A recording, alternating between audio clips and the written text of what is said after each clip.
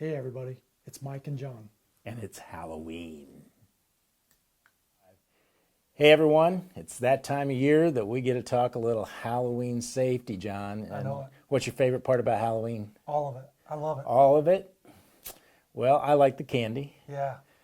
Obviously, some people like to scare others because someone did that to me when they came into my work today. They were hiding out a little bit, to my surprise. It's all in good fun. That's what Halloween is about. It's about having fun. You can't do that to someone my age. It's just not good for the heart. Speaking of your age, you know, your son's a little bit older now, so how do you get your candy on Halloween? Do you trick or treat yourself? Well, we have trick-or-treaters that come to our house. Oh, and so my whole thing is a piece for them and a piece for me. So that's kind of how it works in my house. Now my wife doesn't necessarily agree with that, but that's how we work things. See, my sons, they understand that there's a candy tax. For me to take them trick-or-treating, they've got to pay the candy tax. And so actually, I'm lucky. My boys have never had a problem with sharing their candy. Always enforcing the law. Yeah, of course. Always, even on Halloween.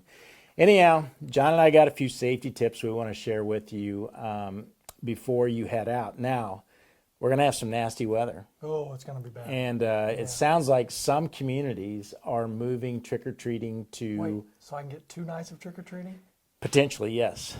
So 2 nights of trick-or-treating potentially out there, Just which means... town hop a little bit. Yeah, you can.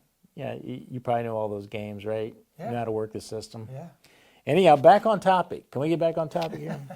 Anyhow, so there may be 2 nights of trick-or-treating. And with 2 nights comes 2 nights of risk if we don't follow some safety rules. So if we're going to be out trick-or-treating on both nights, if you're a driver out in the community, you got to pay attention, right? You've got to have your eyes peeled. You've got to limit your distractions to 0 inside your car. Put your phones down. Even roll your windows down a little bit so you can hear what's going on around you.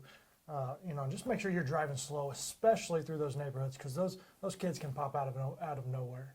You know, one of the things that happens this time of year starts getting dark earlier. It does. It just kind of happens along with It's going to Halloween. be dark for trick-or-treating. And, especially with cloud cover, it's going to make it dark. So when we're going out as trick-or-treaters, we want to make sure that we're visible because everybody likes to dress in black and it's hard to see people, right? So if you got to add some colors or you get some flashlights. Yeah, we got the same kind of flashlights. That's pretty cool. Yeah.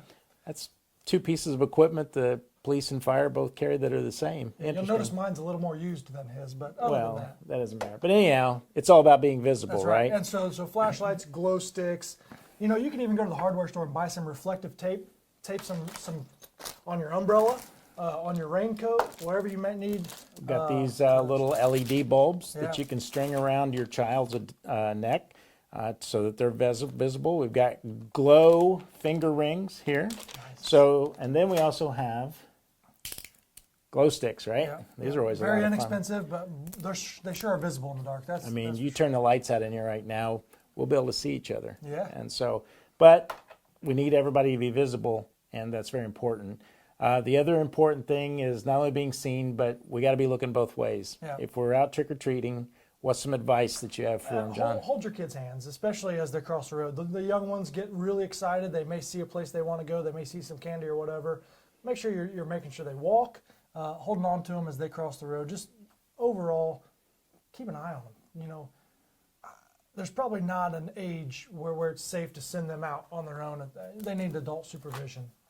Even you. Even me. Even you. So if I'm a trick-or-treater and I'm going out, sometimes some of the mask I wear makes it hard to see, right? This one really scares people. It does. It scared me earlier. But you look so much better with that mask on. You should wear that more often. But it's hard to see. It is hard to see, and that can cause some problems if you're walking down the sidewalk. It takes away some of your peripheral vision. You won't see cars coming. So again, another good reason to stay close, stay on the sidewalks, look both ways. If you're going to cross the street and using your lighting sources, right? Yeah, absolutely. I mean, it's about safety. Make sure those masks are cool, they're fun, they're for trick-or-treating. But as you're moving place to place, make sure you take that off. So a lot of people like to make their own costumes. Yeah. All right. So there's some important information about making your own costumes. One, if you're going to put them on a child, because we do know some adults like to trick or treat, make sure that. Hey. I know. Hey, I love trick-or-treating just as much as the next person, but I just like to sit in a chair on the porch and Well, trick-or-treat. that doesn't surprise anybody. So we want to make sure that we have clothing that's not loose and things that we're going to trip on, or potentially, you know, a lot of people like to burn candles outside where you go to get your candy. And the last thing we need someone doing is going up and catching their clothes on fire Because by if I accident. buy a costume at the store, is it supposed to be flame retardant? So it's flame retardant. They have to meet a standard. So if I'm making my own out of some older ratty clothes that I have in my house, that's probably not going to be as flame retardant. Now, if I'm hosting a party or inviting trick-or-treaters over, what's an option I have instead of candles, John? Yeah, there's so many options. There's LED lights, there's strobe lights, there's string lights, there's, you name it. You can do anything except have an open flame. Right, and a lot of times people will put these inside pumpkins. Yeah, and it looks cool. It makes for a cool effect, but, It but does. you can buy a light that does the same You thing. can do that. The tea light candles, the little battery-powered tea light candles, they work great because a lot of times people will go to bed after the trick-or-treating's over and they'll leave those to burn out on their porch, and that's not very safe either. Now, John, Now with the rain coming, I'm not sure we're going to have to worry about candles. So probably not. But those battery-powered LED candle light or tea light candles, those work great. Now, John, this is something I know you use a lot is makeup. And so a lot of times when we go to apply these makeups on someone's face, we want to make sure that there's not any type of skin reaction. Right. Okay. So sample a little bit before you put it on your face. You mean like eat it?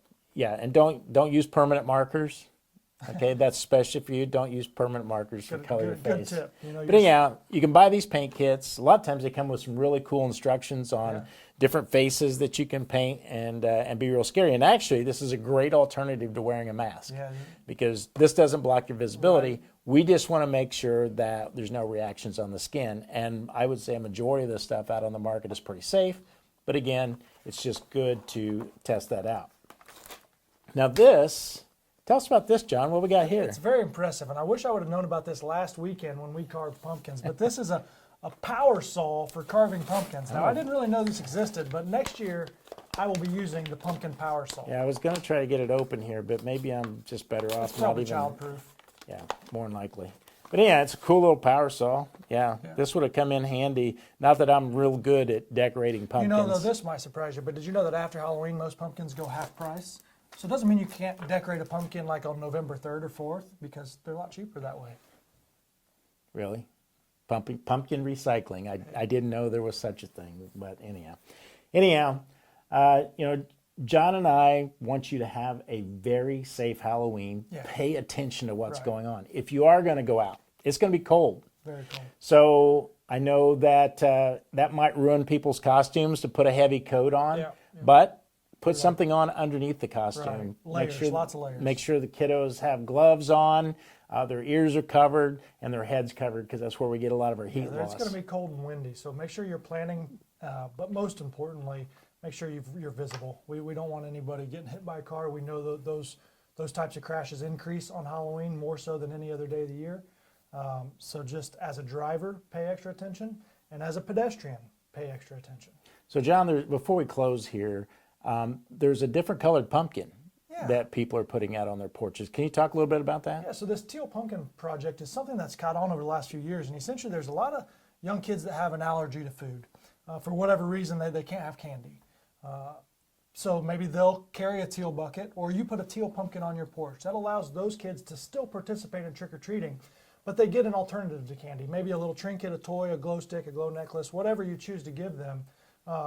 That allows you to advertise, hey, come to my house, I have an alternative to candy, so that those kids can still participate. Awesome. And, you know, I love trinkets also. So, you know, I like so little... if you have a teal pumpkin, Mike's probably going to stop by. Probably going to stop by. Everyone have a happy and safe Halloween. Have fun, dress warm, and we'll hopefully see maybe a few of you out there trick-or-treating. Yeah, happy Halloween.